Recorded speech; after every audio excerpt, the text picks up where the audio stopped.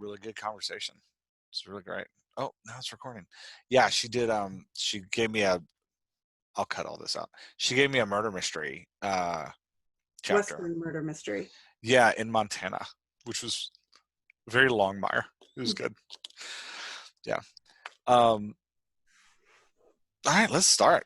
All right. So I need to introduce you to start off. I'm learning these things about podcasting that I have to introduce the people I'm talking to, because just because I've known you forever doesn't mean that anybody listening to us has known you forever. So this is like new for us. So sitting in front of a fabulous bookcase is Laura Humm, the COO of SIMmersion.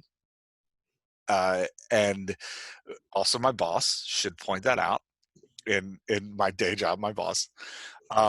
So I met you in 2004, but in 2002 is when you started working in SIMmersion. So you've been there a very long time and have risen from the beginning of the company through helping define how it writes dialogue, to becoming a writer, to leading the writers, to now the COO of the company, writing grants and like generally taking care of the rest of the crazy that we all put out. So in addition to, just so people know, you and I met in 2004, but I didn't start writing until 2013, and you were one of the first people to read anything I ever wrote, which I was very honored by. You edited my first 7 books, which is crazy to think that you edited 7 books for me. You're an amazing editor. So that's incredible. And I can honestly say pretty much taught me everything I know about dialogue. So this is A lot of pressure. that's right. So we're all going to sit at the feet of the master. No, I'm just kidding. No pressure at all. Don't worry. Nobody listens to these. So they're not even posted at this point. So that's why I wanted to bring you on for these like routine times, just to talk about, because I learned dialogue from you. So since I'm now quasi teaching people dialogue, I thought, man, it would just be best to bring on the person that taught me, and we could just talk about we can pick her brain and talk about what she knows and pull it apart for the joy of the masses. That got really demented. Um, we can discuss dialogue things, and everybody will get after them. Yeah, so that's who you are. Would you add anything to your bio? No, I would probably take away about half of what you You said. can't take away anything. It's all pre-recorded. All those accolades. Yeah. So yeah, I don't know, especially because like so much of what I've learned like on the job. So it's interesting for me, funny almost, to think like how my job has changed and like how much responsibility lays with our team as it comes to writing dialogue. And I still don't know why you let me edit your books, because again, you're a great editor. I've read a ton of books, but I have no formal training in it.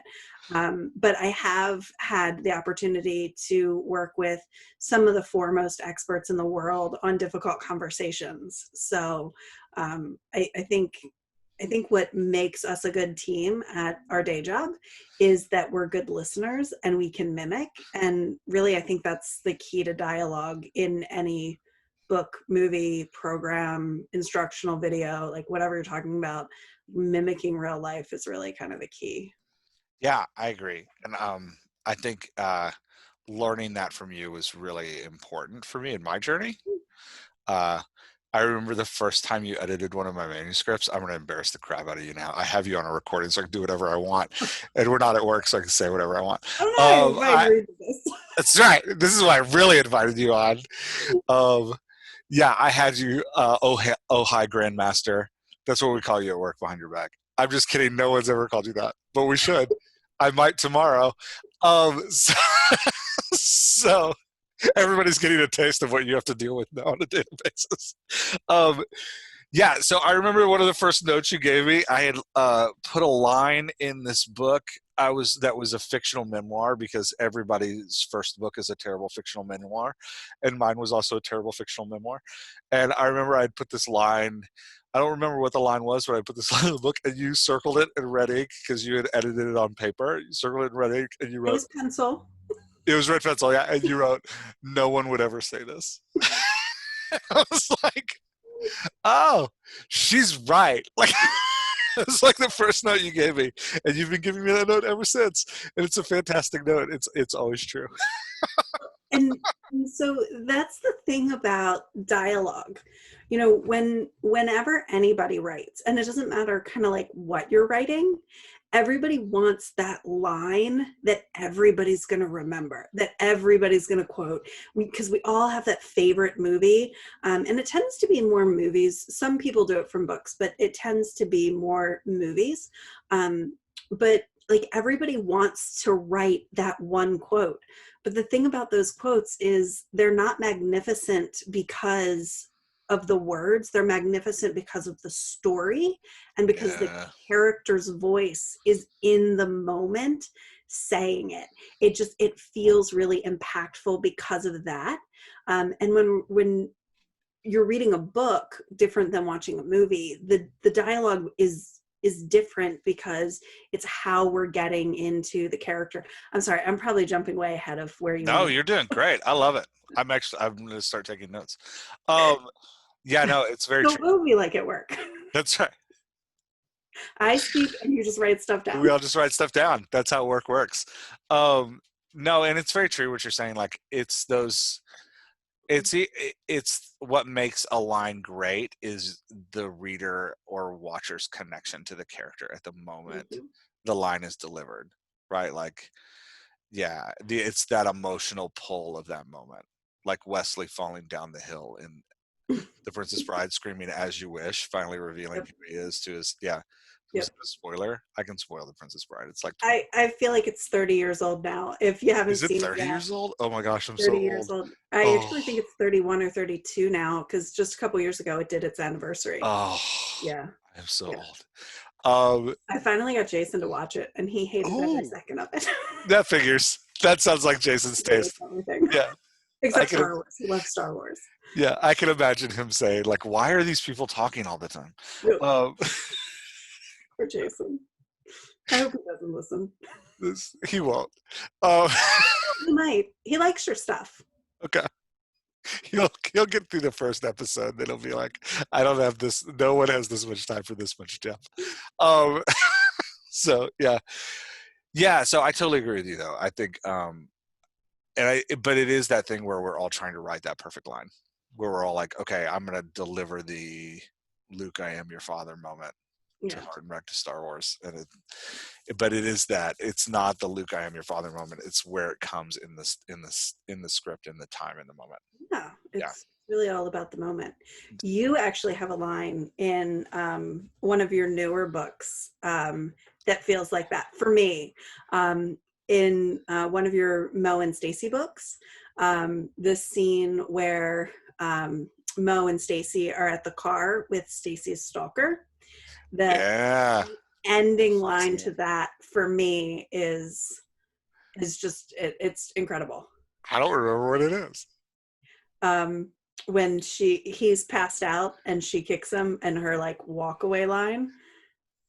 Do you know what the line is? I don't remember what the line is. Yeah, I mean, I I don't don't. know. I don't. I don't. Your readers. No. Yeah. So he's passed out and she kicks him in a very sensitive area, Yeah. It kicks him right in and the nuts. yeah, he's already passed out. So she says something like "sleep tight, douche," That's right. and the door and walks away. It's one of those moments, No. like the scene just culminates, and Mo and Stacy and Francine are just so like emotionally real in that moment that it's just, and the scene closes right at that moment, and it's just like the perfect culmination of dialogue Thanks. to make the scene just really impactful. Thanks.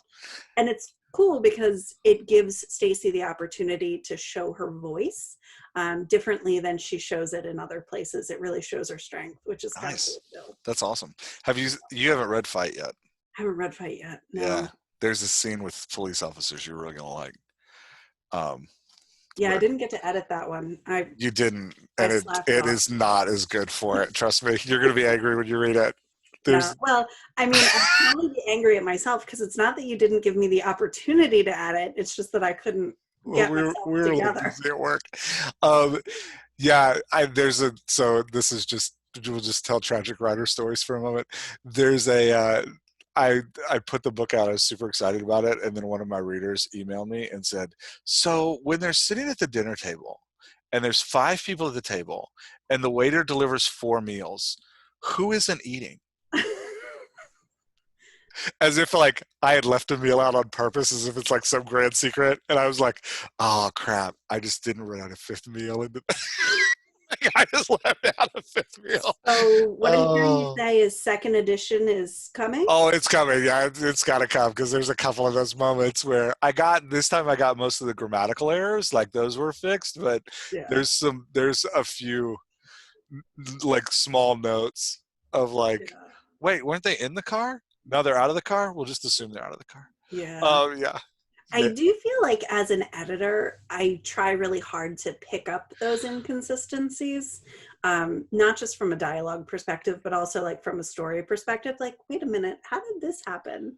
Yeah, I would Um, like to think that if I were a better writer, I wouldn't make those inconsistencies, but I don't know that that's true because I no, find them in real books too. yeah. Well, Real first of books. all, My books your are real. books are real.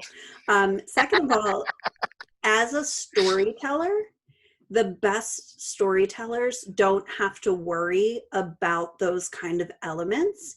Some readers are always going to pick them up, Yeah, and some they're readers always are going there. to pick them apart even if they're not there. Yeah, I mean, there are lots of times where I watch a show or read a book and I'm like, what's going on there? Even when it's logically consistent, I'm like, no, that's not going to yeah, happen.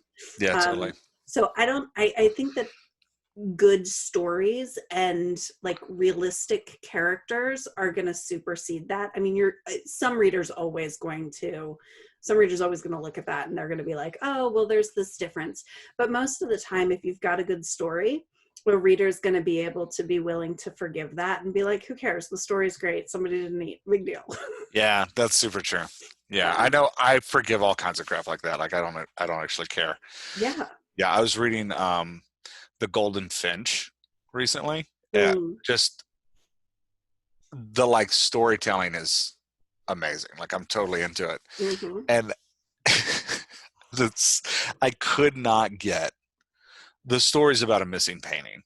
Like there's an explosion Hmm. at the Met, and a kid who's in the Met grabs this painting off the wall in the first chapter, and it's about this kid's life and like him growing up and his like kind of coveting this painting as like a symbol of his past. Like it's a great story. For the life of me, I could not figure out in the book how big the painting was. I could not. At times, he's like rolling it up, and at times I'm like, "Oh, it's like a Rembrandt. It's like a wall-sized thing." But then he's like putting it in a bag. I'm like, "How big is that bag?" Like I just I couldn't figure it out.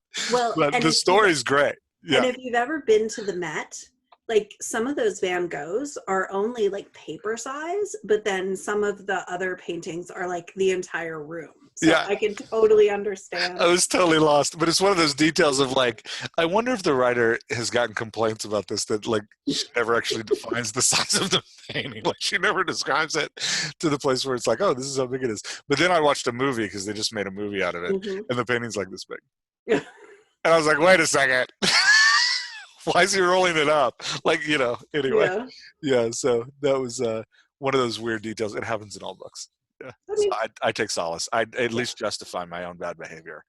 And I think you're too hard on yourself. Your stories are great. Your characters are real. And Thank you. shoot, you were able to create a whole business around dialogue because people crave the ability to write dialogue the way you write dialogue.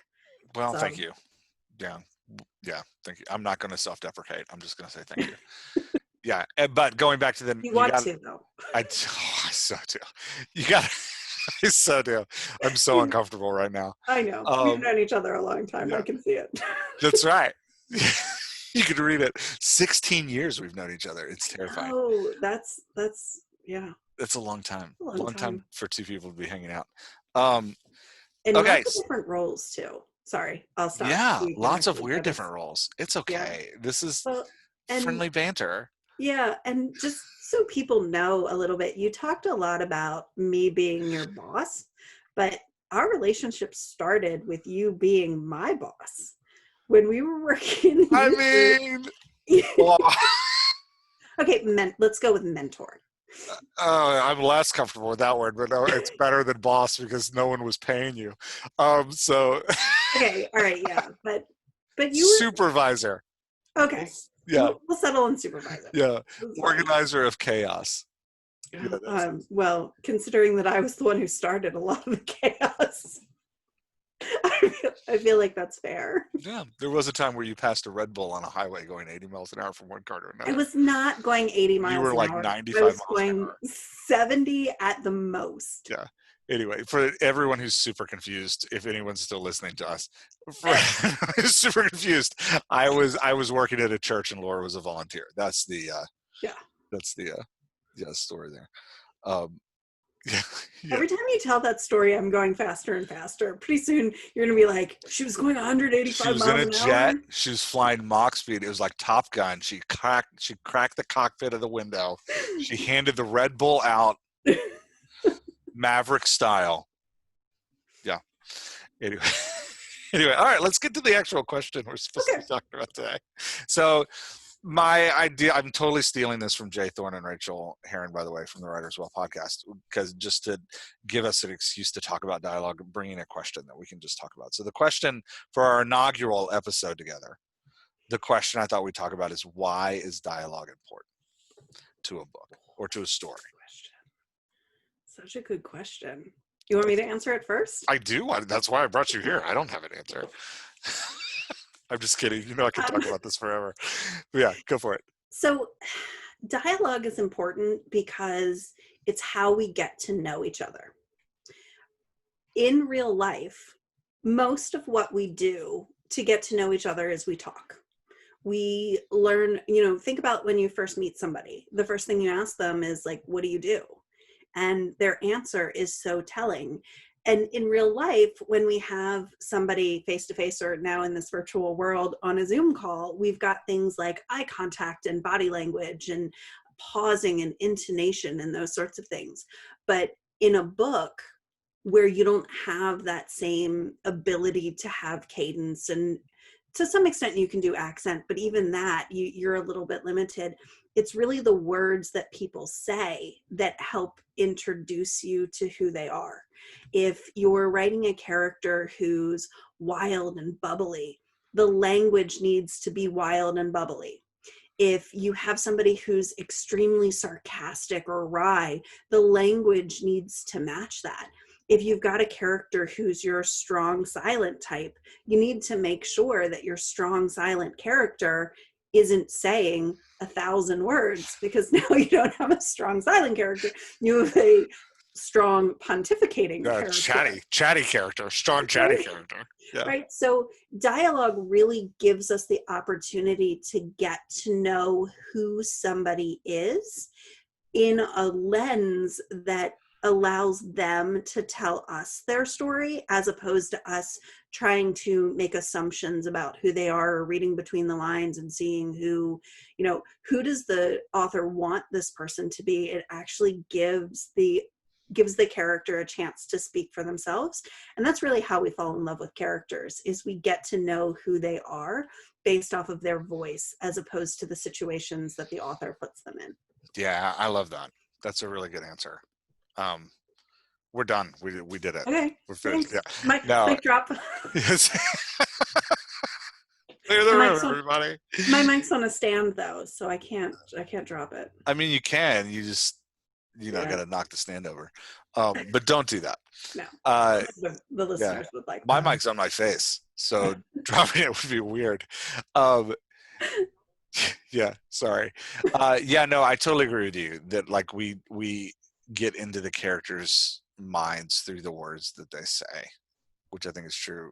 In this book, Dialogue, Robert McKee talks about how more than the stage or than the screen, reading words actually puts your character's words through the mind of your reader and translates them out of the mind into an image. And so by doing that, you're in a way becoming more intimate than you even do with like a movie or Mhm. a play, because they're actually having to run the scene, run the words through their mind, and put them through their own mouth in a way, which That's is, cool. yeah. When I write dialogue, I always think about it as putting it in your mouth. Like stick Mhm. those words in your mouth. Put the character in your mouth, because it's that like Yeah. absorbing. Which is really funny, and we talk about this at work all the time. You're putting the character in your mouth because you're like speaking with their voice. Yeah, I turn my own voice off and I just listen. yeah, yeah, So yeah. for me, every character that I read, every character that I write, every person that I've met, anytime I'm taking a character and like putting them in a new scene or a new situation, I try to really listen to their voice. And I like to think about it like when somebody writes a letter in a movie and the voiceover of the character who wrote the letter is the one who actually reads the letter. That's how I think about dialogue, is like just listening to someone's voice. And I don't know if that's something that I brought to our day job or if our day job kind of honed that in me. They start to Um, kind of mesh together. It's hard to tell. they really, it was, Yeah, especially after being there, is kind of yeah, most of my adult life. yeah, So yeah. yeah. Okay, so we have the engagement with the Mhm. characters. The reason dialogue is important. Um, do you have another reason dialogue is important? Sure. Dialogue moves the story along. It allows the reader to learn stuff that they don't know. Yeah. So Jason and I just watched Major Crimes and The Closer, start to finish, in our COVID binging. Our Um, COVID lockdown of 19 hours of TV a day. Yeah. That's right. That's right. So we and what we always laugh about in this show, and like all cop dramas or medical dramas or anything where the reader or the watcher has to like understand what's happening, you always have this weird dialogue that's like, somebody says, I'm going to put out an APB on them, and somebody else is like, that all points bulletin is going to go to everybody else. So like you have this ability to explain things to the reader in a much more engaging way than just having the narrator. Because when I think about dialogue in a book, I think that anything that isn't dialogue coming from the character is actually the narrator's voice. I don't know if other Yeah. people look at books that way, but that's kind of how I always look at it. Like everything that isn't dialogue is the narrator.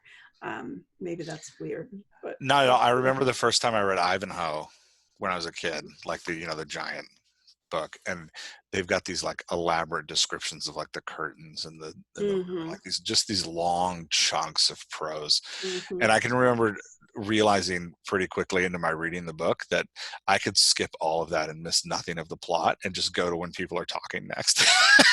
So I just Yeah, like skip pages and be like, oh, okay, we're back to where people are talking. Like, yeah, yeah, I have a tendency to do the same thing. yeah, If the characters are super engaging. yeah, If the characters aren't, then I find it much, much harder to. But like when you fall in love with a character, I find that that's why series. I like to read series books more than individual novels, because when I fall in love with a character, I want to see what happens next. I, yeah. I imagine that most people like think of themselves as kind of friends with, or if I was in the story, who would I be? What would I bring to it? It is funny, like as somebody who's written books with characters no one likes, um, the absence of a engaging character that you relate to with the dialogue really impacts the story. I do remember when I read Mencken and the Monsters the first time, and I was like, why is your lead character so unlikable?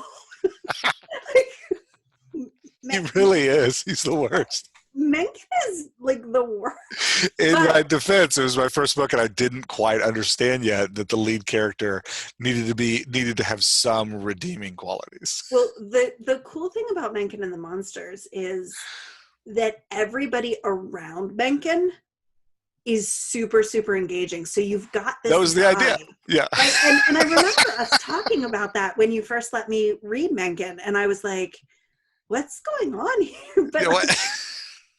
and and I remember us specifically talking about this, about like Mencken being not very good at his job and not really likable, but like you meet Rosie in, I think the first, in the Later in first the first chapter, chapter, yeah. and it's like, why isn't she the main character here? Because Yeah. she's fantastic. And I remember you telling me that, like a great editor, you're like, okay, your main character needs to be edited, or you got to change it. And I was like, I know what I'm doing. You don't know it. Yeah, I know what I'm doing. I'm keeping him. He's fine. I do what I want.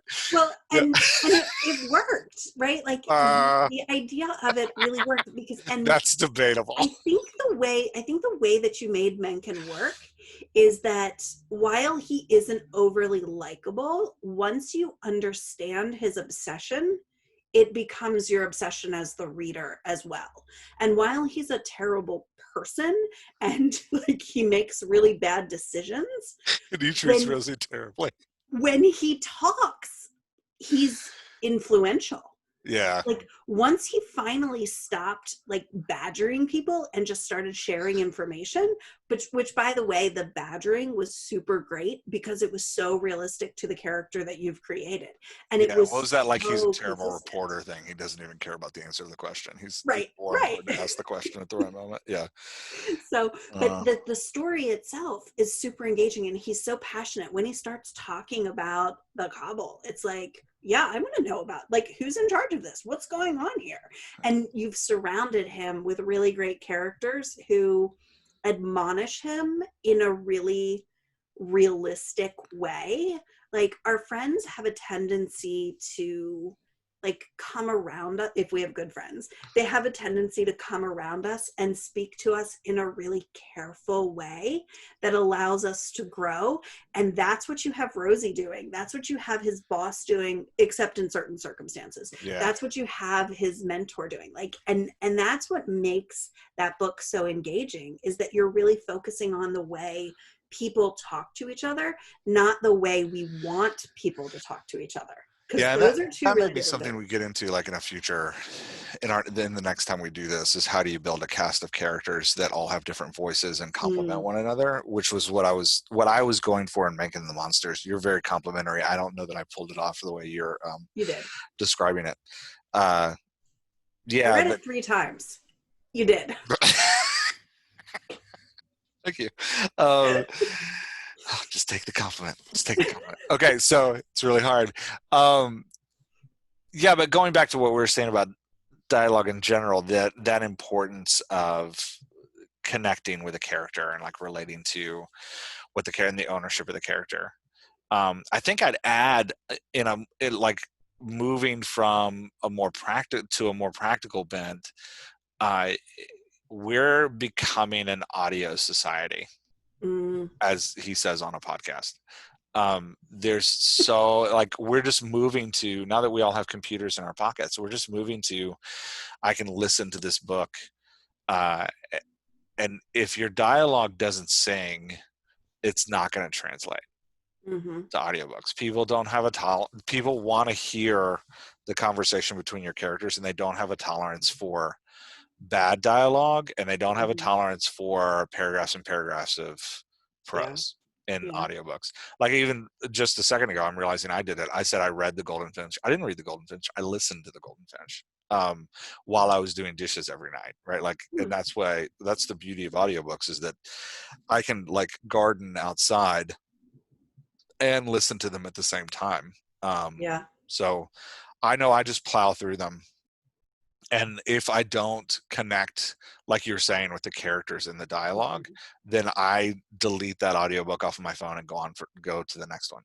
Like Yeah. I don't, in fact, sometimes I'll go through 3 or 4 books until I find characters that I really like, and I'm like, okay, I'll stay here. Yeah. Part of what pulled me into the Golden Finch was in the opening chapters, when the boy goes through the explosion is told not as like a big boom or like there's smoke everywhere, like describing it. It's told in this very delirious and weird conversation with an old man who's also survived it.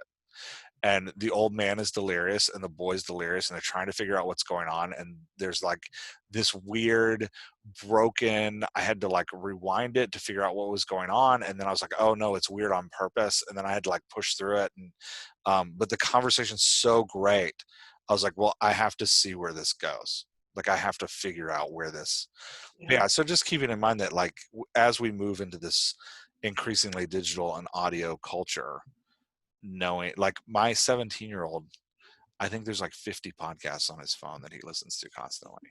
And like, I'm thinking about him as an This one adult. better be on that list. No, no, I'm not even going to tell him it exists. It's the last thing I need. Um, him listening to me rambling about writing. He listens to me ramble about enough stuff.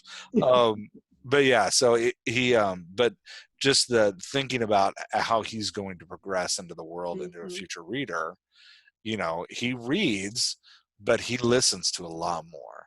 And Yeah. all of my kids are that way. Like, they read, but they listen to a lot more. And so just preparing your books for, like, if you think of your book as an investment that's going to last through the future, like, I'm building this Mhm. this asset that I plan to make money off of for the next like 20 years, you better build that asset to last. So dialogue better be a major part of that. Yeah. Well, and I mean, dialogue has always been the way to get to people, because it's the way we connect to people in our everyday lives. We Most people don't just like sit and stare and observe other people. We have conversation. I mean, hopefully, maybe some of your readers or If you have someone in listeners. your house that's just sitting and staring and observing you, call the police. Yeah, but like that's Get help. it's how we get to know each other. And if we're doing it in real life, why wouldn't we want to do it in a story? Right? Yeah. Like, why wouldn't we want to engage readers or listeners through that dialogue in the same way that we would in an everyday life situation? Yeah, that's totally true. Not to go back to the original kind of 2 points, No, but like it's a they kind of beautiful, all you made a beautiful circle. It's a beautiful they circle. all kind of converge on each other, right? Like, we're moving to a digital age. Well, we're in a digital age, but we're moving to a more auditory age. And that means that dialogue just becomes even more important, that interaction, that back and forth. And that's really what's so compelling. You read a story about somebody who is alone or doesn't speak very much. The one that I think of right off the top of my head is Cormac McCarthy's The Road. Oh my gosh, I that I freaking book. I mean, the storyline was amazing, but I think the first dialogue happened on page like 58. Yeah. Something like a third of the way through the book, a quarter of the way through the book was the first time somebody speaks. I had a really hard time when I read it trying to connect with the character, because while I kept seeing what was happening, I didn't know who he was. Yeah. It's different when you watch the movie, though, because you're seeing the interaction between he and the boy, as opposed to trying to glean it from the storyline or from, like I Yeah. said, the way I think about it is the narrator. Versus when you have a storyline where the characters are speaking to each other right away and you're seeing the interaction between them. It's a whole different thing. Just as a quick aside, some authors write the narrator's voice as one of their main characters. Hmm. So Jonathan Mayberry is one of my favorite thriller authors, and he writes the entire story from his main character's perspective. So the entire book, even when the main character isn't speaking, is dialogue written in that character's voice, Yeah. which is a really cool trick that not every writer can pull off. But if you know your character's voice well enough, you can actually write your entire book in that character's voice, which is a cool Yeah. thing. It's So, super absorbing. You just get caught up in the world of mhm. that. Yeah. It's really great. Yeah, Yeah. yeah. In defense of the road, not that you were No, I mean, busting in the road, it was great. but in defense of the dialogue in the road, when the father finally speaks to the son, I mean, I haven't read a book where somebody nailed the kid voice to that extent. Like, Mhm. he nails the voice, and it's heart wrenching. because you feel like you're listening to a kid going through this horrific Yeah. experience. So yeah, he crushes that voice. And that's the way he writes. Like, I mean, Yeah, he knows how to tell a story. He knows. And the cool thing about The Road is, while it's difficult to get to know the character, it's intentional. yeah, The post-apocalyptic yeah. world, Lost on a road. right, Yeah, is this: you have to protect yourself. You don't want people to know who you are because yeah, you want this mystery. So when he does use dialogue, it's like you're saying, it's so impactful. You know exactly, like, there's a reason for this. It's not just happening to entertain us. yeah, That's one thing that, we talked a lot about what the purpose of dialogue is, but I think a lot of writers like get into this headspace where my dialogue is supposed to entertain. And I feel like that's where we miss the boat. Dialogue shouldn't be there just for the sake of letting your characters talk. yeah. Dialogue needs to have purpose. It needs to move the story along. It needs to convey who the character is. So I know you didn't ask, but No, what it shouldn't do is, or why it's not important, should be almost as important as why it is I important. brought you on here just to get you to talk. You're free to say whatever you want. Um, Again, like so I go back to the question, like, why would anybody want to listen to me talk? no, please. Um, all right, so I think we did it. I think we're good. Yay. Yay! We did our first one. I'm going to drag you back on here all the time. I'm just warning Sure. you in advance. Yeah, this is Um, fun. yeah, I'm excited. And again, like, somebody wants to listen to me talk, I can talk. yeah. And if you have questions for Laura, that's what we're going to call these episodes: questions for Laura. Oh, If you, yeah, wow, that's like, I don't. Again, I don't think I'm deserving of questions for Laura. of course you are. Questions for Laura. If you have questions for Laura, you can just hit me up with them. Just send them, Yeah, send I'm them to me. excited. You can find me in all the ways. Go So to the website, dialoguedoctor.com. I'm there. You can, yeah, and yeah. the website is fantastic. Oh, thank you. I think that the idea for the whole service is really great, because so many times I've started a book, and I tell you, I'm a little bit of a snob. I'm a lot of a snob when it comes to reading. Oh, me too. I have so little free time to do it. And Hmm. unlike you, I can't do an audiobook. I Oh, just, yeah. I can't follow the story. I can't follow the characters. Oftentimes the, specificity of pronunciation that Yeah. like it grates on me. I have a tendency to get really distracted, so I'm a purist when it comes to Yeah. books. In fact, I only went to a digital reader about a year and a half ago, and only because I love this fact about you. It's really fun. well, if I could get a book to backlight the way that the e-readers do, I'd switch back to books in a Yeah. heartbeat, because there's just something about it. Anyway, I'm sorry. I'm digressing. No, Um, it's really fun. I'll digress a little bit more. Because I was thinking about that yesterday. It was late at night. I was upstairs. I was like laying in bed, and my kids passed through to get something out of the room, and I was trying to read my Bible late at night, so I had it laying there, and I didn't want to turn on a light, so I was holding my phone with one hand and the book the other, and my son goes, "Hey, Dad, you know there's a Bible on your phone, right?" And I was like, "It's better this way. Shut it's up. Shut up. there's a I'm old." different experience for those of us who grew up with actual books Yeah. as opposed to e-readers. It's a totally different experience. There's that, like, I remember going to the library and getting like 30 books and just laying in bed at night, just Mm-hmm. like trying to figure out how to get comfortable in bed holding the book. Holding books. Yeah. Yep. Positions, like, and you Yeah. get to that position where you're so perfectly comfortable, and you get to the end of the page and you have to turn the page. Like, these are things that Yep.